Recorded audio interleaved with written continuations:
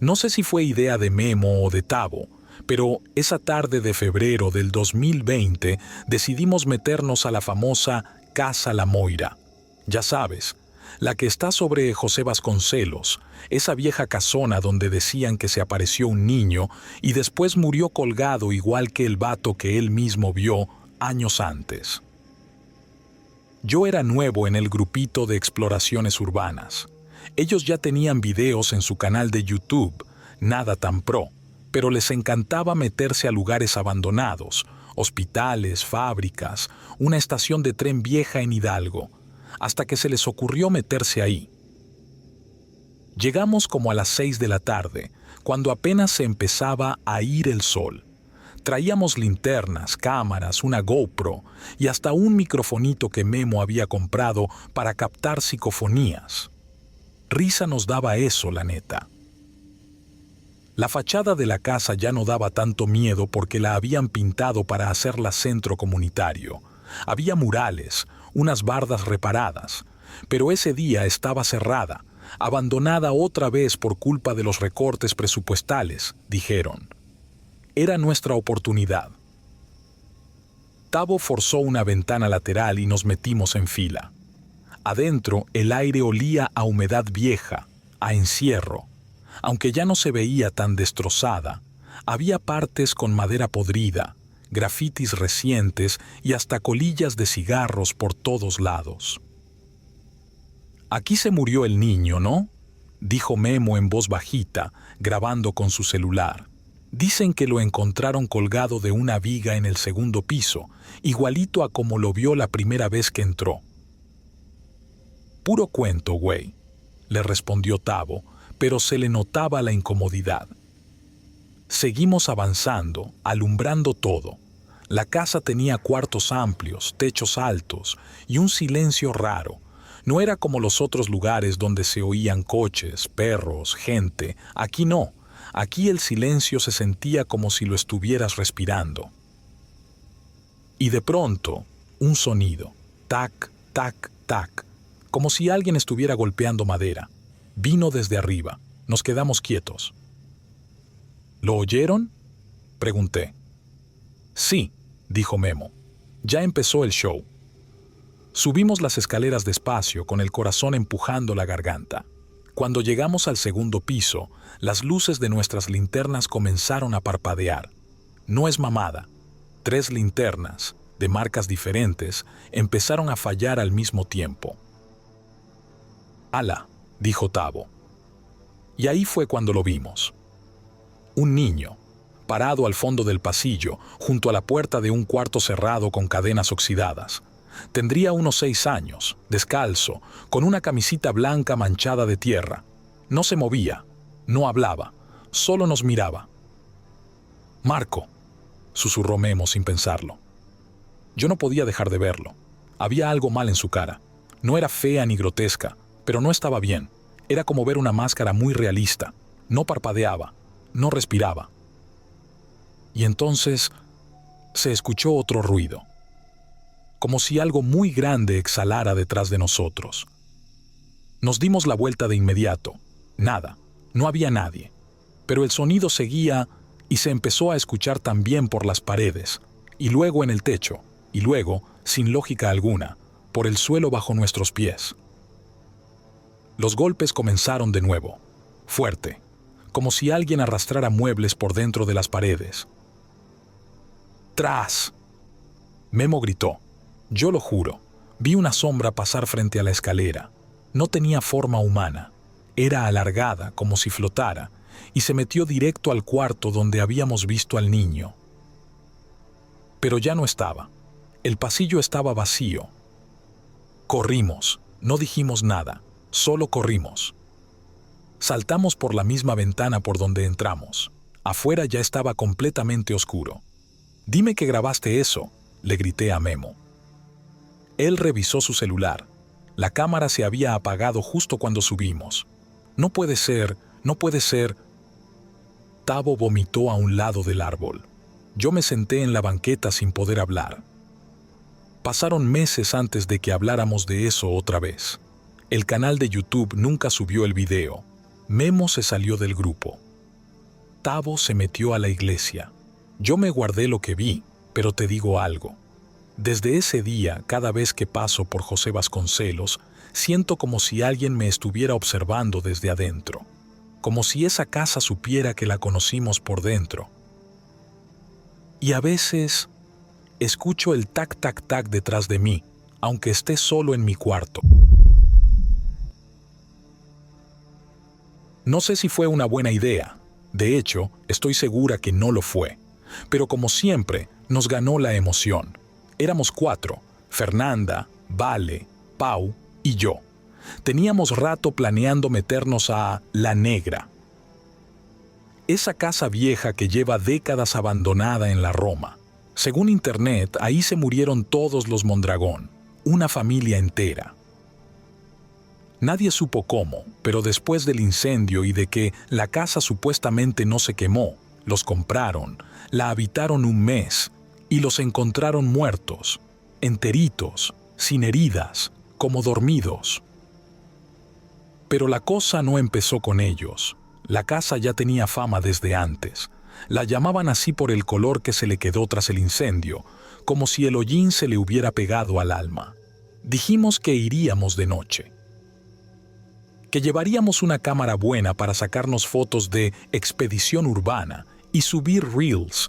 Hasta llevamos luces LED y esas linternas chiquitas de cabeza. Todo en plan valientes cazadoras de lo paranormal. Llegamos a eso de las 11 de la noche. La reja estaba oxidada pero no cerrada con candado. Solo la empujamos y chilló como si le doliera. La casa olía raro, no a humedad, como otras casas viejas. Aquí era como carne vieja, quemada. Pero nos hicimos las locas. Pau hasta hizo un chiste bien tonto, algo de que nos estaban asando en vida. Nos reímos, pero fingido. Nadie quería decirlo, pero todas estábamos tensas. Entramos por la puerta principal, que seguía medio firme. Adentro, todo estaba cubierto por una capa de polvo como de décadas. Había muebles raros tapados con sábanas negras. El piso de madera crujía feo a cada paso. Parecía que nos observaban desde los cuartos, desde las escaleras, desde el techo. Subimos al segundo piso. Ahí estaban los cuartos de los Mondragón. Yo entré al primero con Vale. Todavía colgaba un espejo grande y manchado, y sobre una mesita había una muñeca sin ojos. Le tomamos fotos. En el visor de la cámara, la muñeca tenía ojos. En serio, lo vimos. Lo revisamos 3 veces. Pau se rió diciendo que era un reflejo. Fernanda no dijo nada. Solo se quedó mirando la pantalla, muy seria. Seguimos grabando. Nos tomamos unas fotos grupales en el pasillo. En una de ellas, Vale se detuvo en seco y dijo: ¿Quién es ese?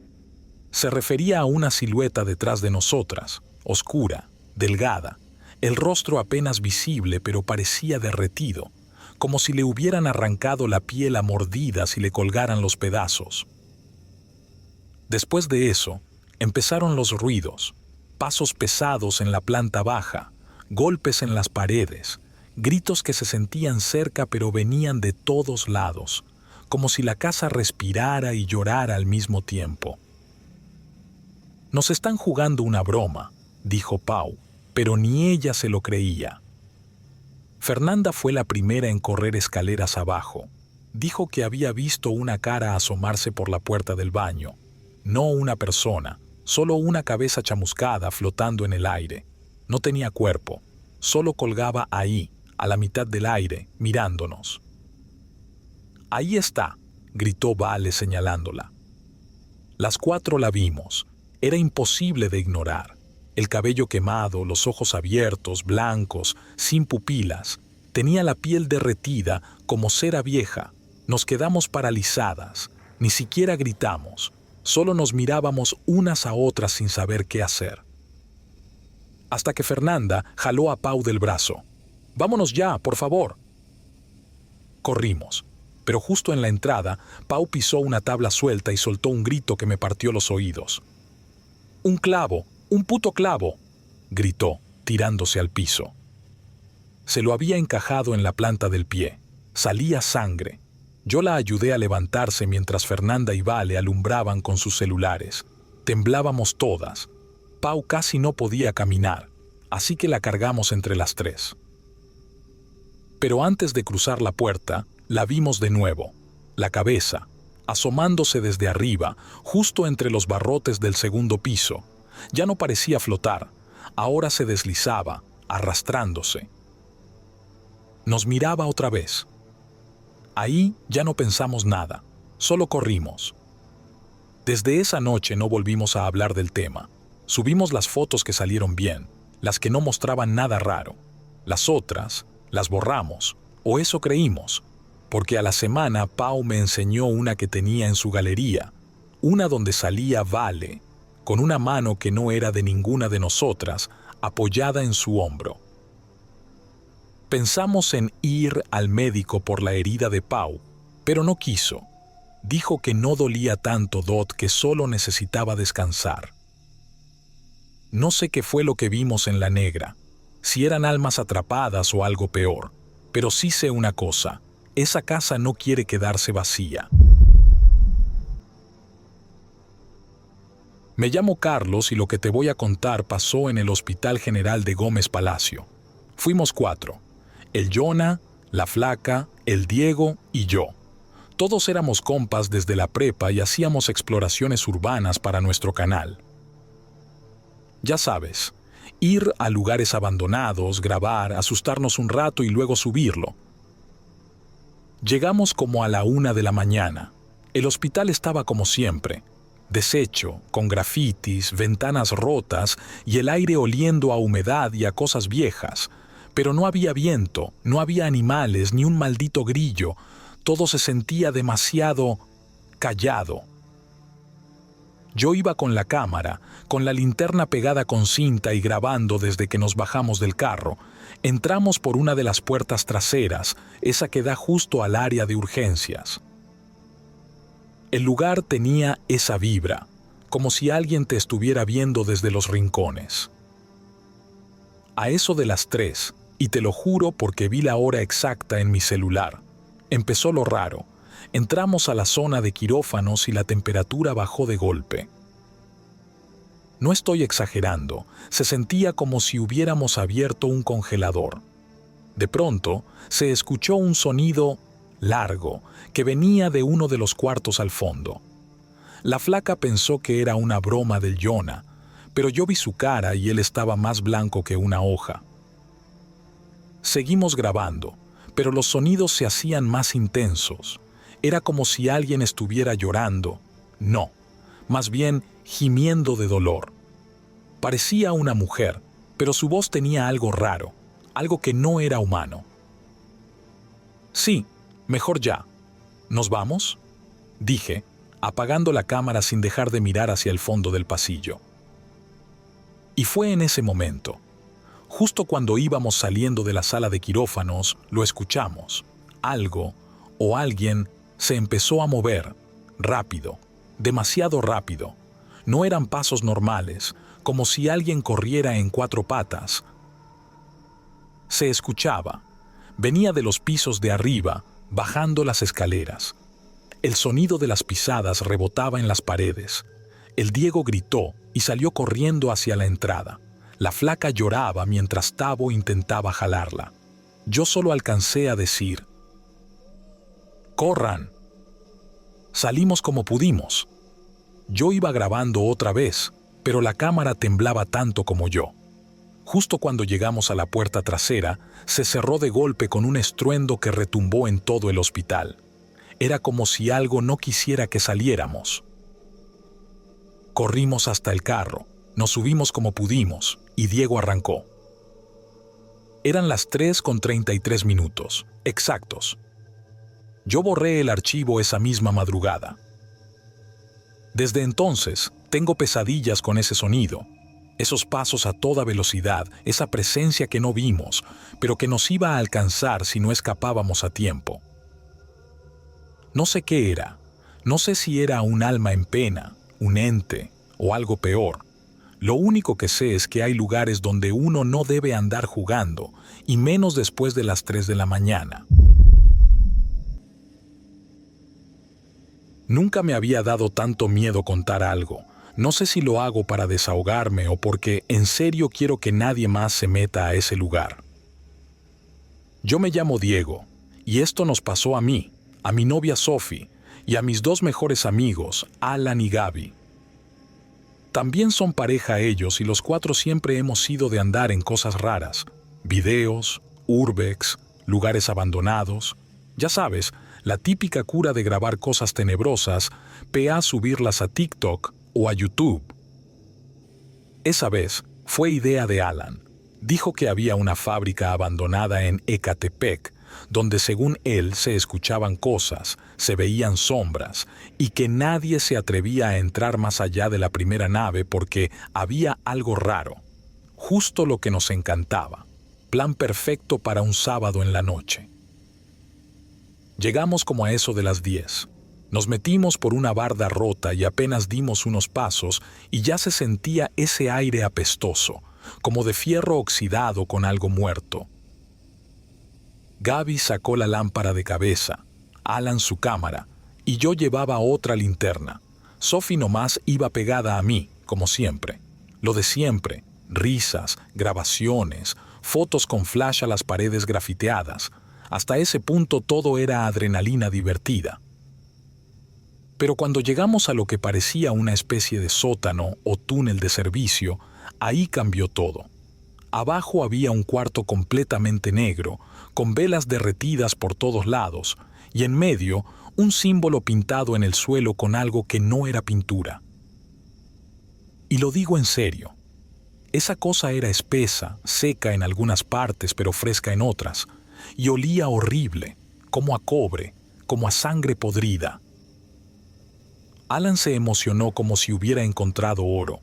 Dijo que ahí grabaríamos la intro del video, con las velas prendidas para dar más ambiente. Gaby también estaba prendida. Sophie no. Ella me jaló del brazo y me dijo que no le latía, que nos fuéramos. Pero yo, como imbécil, quise seguirles la corriente. «Solo unos minutos y nos vamos», le dije. Alan prendió las velas, todas, y ahí fue cuando escuchamos el primer ruido, como una respiración fuerte, pero no venía de nadie de nosotros. Gaby dijo, ¿oyeron eso? Y luego se apagaron 2 velas, solitas. Alan pensó que era el viento, pero no había ventanas ni corrientes de aire ahí abajo. Sophie ya estaba pálida. Me decía que sentía que algo la estaba viendo desde una esquina. Y justo ahí volteamos todos porque se escuchó un golpe seco.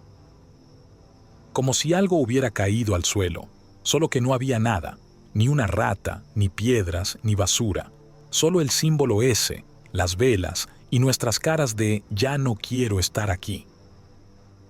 Yo le dije a Alan que ya era hora de irnos, pero él dijo «ya casi acabamos, aguanten».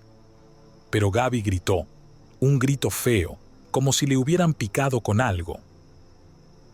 Estaba viendo su brazo y tenía un rasguño, uno largo, como si algo se lo hubiera hecho con uñas. «¿Qué fue eso?», preguntó, llorando. Nadie le había tocado. Fue en ese momento que todas las velas se apagaron al mismo tiempo. Y no te estoy exagerando, se apagaron todas, de un jalón. Quedamos en oscuridad total, y se sintió un aire pesadísimo, como si el lugar respirara. Yo encendí mi linterna con manos temblorosas. Sophie estaba aferrada a mi espalda. Alan no decía nada, solo grababa, y Gaby estaba en una esquina, temblando. Cuando iluminé el símbolo del suelo, ya no era solo pintura. Había algo más, algo que se movía lento, como un humo negro saliendo del suelo, del centro del dibujo. No tenía forma, pero sentías que te miraba. Ahí fue cuando Alan soltó la cámara. Se escuchó un crack, pero ni siquiera nos fijamos. Salimos corriendo. Subimos por las escaleras oxidadas, nos tropezamos, nos raspamos, pero no parábamos. Afuera ya se sentía otro aire, pero detrás de nosotros se escuchaban pasos.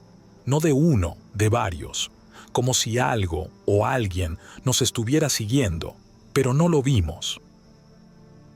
Llegamos al coche, nadie hablaba, nadie dijo ni una palabra en todo el camino de regreso, solo se oía la respiración agitada de los cuatro. Lo más cabrón vino después.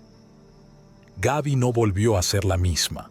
Dijo que por las noches algo se sentaba al pie de su cama, que lo veía, pero no podía moverse. Alan dejó de editar el video. Dijo que cuando quiso ver el material, la cámara no tenía nada. Todo estaba negro. Solo una parte tenía sonido, y era una voz, susurrando algo que ninguno entendía. Sophie y yo cortamos unas semanas después. Ella ya no quiso saber nada de mí. Dijo que desde esa noche sentía que algo me seguía, que no podía mirarme a los ojos porque veía sombras detrás. Y yo no he dormido bien desde esa noche.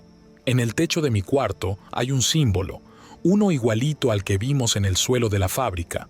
No sé cómo llegó ahí. Nadie entra a mi cuarto, pero está. Lo veo cada vez que intento dormir, y a veces siento que desde ahí me observan. Por eso escribí esto, para advertirles. No todo lo viejo y abandonado está vacío. Hay lugares donde se han hecho cosas que no deberían repetirse, y nosotros, por idiotas, despertamos algo. No se metan ahí. No lo toquen. No enciendan nada. Y si lo hacen, no digan que no se los advertí. Desde que vi las fotos en un grupo de exploraciones urbanas, supe que tenía que ir. La vieja estación de tren en San Luis Potosí estaba hecha pedazos, pero tenía algo. Esa vibra pesada en cada rincón de las imágenes. Cuando se lo conté a Julia, se apuntó de inmediato. Era la primera vez que iríamos a un lugar así de grande, y sola las dos. Llegamos al anochecer. No había nadie alrededor, solo un perro callejero que nos miró raro y se fue. Dimos vuelta al edificio hasta que vimos una puerta vieja de metal, medio oxidada. Estaba entreabierta. Nos metimos sin pensarlo mucho. El aire adentro olía a humedad y a madera podrida. Julia me agarró la mano y se rió bajito. ¿Segura que quieres hacer esto?, me dijo. Le respondí con otra risa, pero en el fondo no me sentía tan valiente. Sacamos las linternas. El pasillo principal era largo, con paredes grafiteadas y cristales rotos por todos lados. Empezamos a grabar comentando lo que veíamos. Pasaron unos minutos y escuchamos un golpe seco, como si algo hubiera caído en uno de los vagones oxidados que estaban al fondo. Pensamos que tal vez era el aire, o un gato. Avanzamos. Nos asomamos a uno de los vagones, todo en silencio. Entonces Julia me jaló del brazo y susurró, ¿viste eso? Le dije que no. Al fondo, una niña, te lo juro. No le creí, pero cuando giré la linterna en esa dirección, ahí estaba, una figura pequeña, parada entre dos vagones, ropa blanca, cabello negro, y lo peor, parecía flotar, no caminaba, no se movía, solo estaba ahí como esperando algo. Nos quedamos quietas, sin respirar. El foco empezó a parpadear, y entonces se apagó. La linterna de Julia también. Todo quedó en negro. Y en ese silencio, escuchamos pasos, lentitos, acercándose. Yo la agarré de la muñeca y le dije en voz baja, «¡Córrele!». No sé cómo no tropezamos, pero salimos corriendo como locas por ese pasillo. Escuchábamos cosas detrás de nosotras. Un grito, luego una risa, luego algo que se quebraba. Sentíamos como si nos estuvieran siguiendo, como si algo caminara pegado a nuestras espaldas. Cuando por fin vimos la luz de afuera, empujamos la puerta y salimos. No paramos hasta llegar al coche. Subimos, cerramos las puertas y nos quedamos calladas. Julia me miró y me dijo, ¿lo viste al final? Le pregunté qué. El tren estaba encendido, las luces prendidas y alguien estaba en la cabina, pero esa cosa no funciona desde hace años. No regresamos por la cámara, ni por las mochilas. No vale la pena tentar a los muertos. Desde esa noche, las dos tenemos la misma pesadilla. La niña en el vagón, acercándose, cada vez más cerca.